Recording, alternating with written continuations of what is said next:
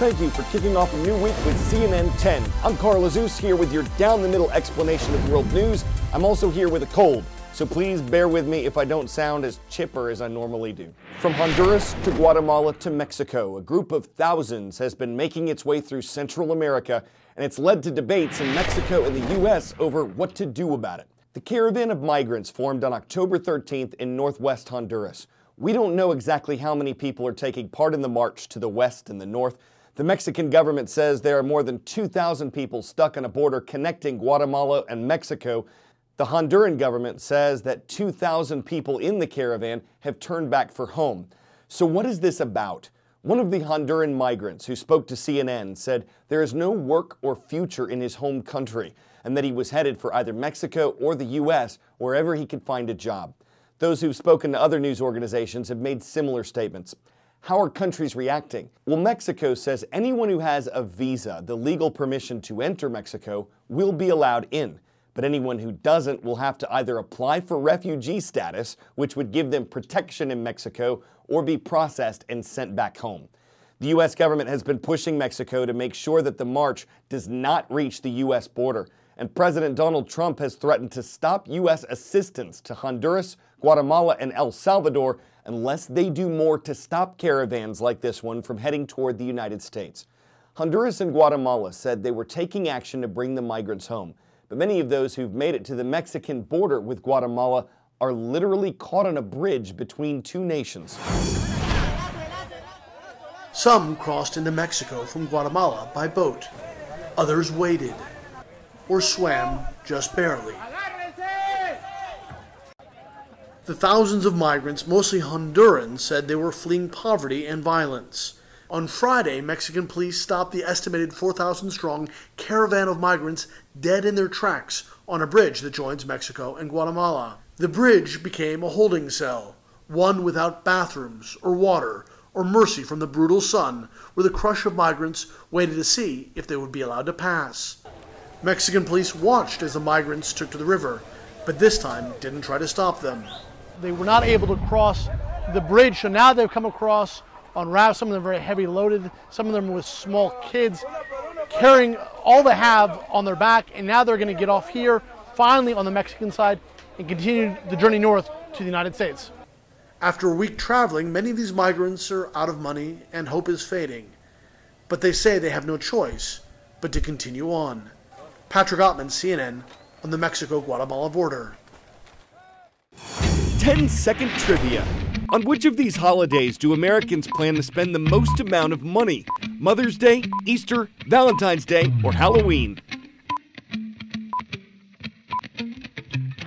According to the National Retail Federation, Americans spend more on Mother's Day than any other event on this list. Bet you were thinking Halloween with that event just over a week away. It's not even in the top 5 holidays on which Americans spend the most amount of money. Still, according to the survey by the National Retail Federation, we are expected to spend $9 billion on Halloween this year. It's a little less than last year's record of $9.1 billion. Costumes will account for $3.2 billion of planned spending. Princesses and superheroes are the most popular costumes for kids. For adults, it's witches, vampires, and zombies, oh my. Know what else is in the top 4? Pirates are. In addition to that, though, the NRF survey says people plan to spend $2.7 billion on decorations, $2.6 billion on candy, and $400 million on greeting cards. One thing that is expected to set a record this year is the number of people planning to dress up their pets. The survey indicates that almost a tenth of the entire U.S. population will do this. And the most popular costumes for our furry friends are, in order, pumpkins, hot dogs, even some cats are being dressed as hot dogs, and bumblebees. There's a growing community of tiny houses in Kansas City, Missouri that has a unique mission to serve those who've served their country. 13 of these houses opened early this year. 13 more will be done next month. They're part of something called the Veterans Village. It's one example of the work of Chris Stout, a former U.S. Army corporal who's also a CNN hero. I served in Afghanistan. You know, when I came home, I really struggled with my injury and PTSD. Being around other veterans, I really loved that. I felt that that was the career path I wanted to get into. I realized there's a huge gap in services. It was a real struggle to kind of walk people in to get the help that they needed. I served in the U.S. Navy, and then I was chronically homeless for about 8 years. You feel a sense of desperation, loneliness. I had no hope. If you've ever served, you know that if one of your fellow platoon guys, they need help, you help them. Take that, fill that out for me. The Veterans Community Project is designed to be the place that says yes first and figures everything else out later. So there's your card. We serve anybody who has ever raised their hand to defend our Constitution. What branch are you? Navy. Oh my gosh. We are the go-to place for all things veteran. You guys got a bus pass, all that good stuff? Yes, sir. You don't know how much it helps us. All right. It really does.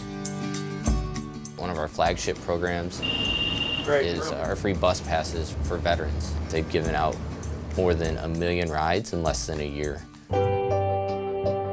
For homeless vets, the tiny homes gives them their own personal, private space. I didn't know what a tiny house was. I had to Google it. A fully furnished home provides everything that these guys need to live with dignity, to live safely, and to just fix what got them there in the first place. How come you're not sleeping? I don't know. So if you want to get squared away, dude, we'll get you hooked up. So our tiny homes are organized into a veterans village. They get to know each other, they're supporting each other. We've all kind of put on that uniform, and it's just a wonderful brother and sisterhood here. It's like having a second family. I know the homes are small, so we made them all the 5x7s. Oh, these are really cool. This is like, we couldn't have done this without the community. We have 13 houses built. We just started another 13 homes. We're the guys that coordinate the things, but the community makes us happen. You know, you guys are truly a blessing and a godsend for these guys. And well, it's all for a good cause. You gonna ride your tour? when we see somebody reconnecting with their family, that's huge. When I see a win for them, it's a celebration for me. I am starting my own lawn care business, trying to finish my associate's degree. It changed my life. I remember the first day I met you, man. Dude, you're like a different guy. Yeah. That helped that job provided for me, man. I ain't looked back since, man. Dreams are starting to come true again, man. I tell you, Chris, man, you're the man, bro. You saved my life, bro. We went for this, man. Just keep doing good, man. That's what we ask. So. I love this place. It makes me love my country again. We all went through basic.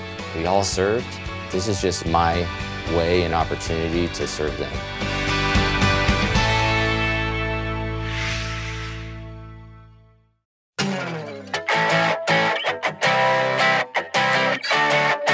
It's the Great Pumpkin, Charlie Brown. The U.S. state of Minnesota is one place where farmers try to grow the giganticest gourd they can, and this prodigious pumpkin is a winner with a weight of 2,091 pounds. That's more than some two-seat sports cars. And this isn't the only place where fantastic fruit is farmed. In Illinois, one pumpkin came off the vine at 1,510 pounds. The winning farmer heated the soil to get the gourd to grow. Guess it stems from a deep-seated desire to carve out a niche for yourself by growing the vinest, the most gorgeous, the most overpized pie in the hopes of utterly squashing the competition. I'm Carl Azus for CNN10.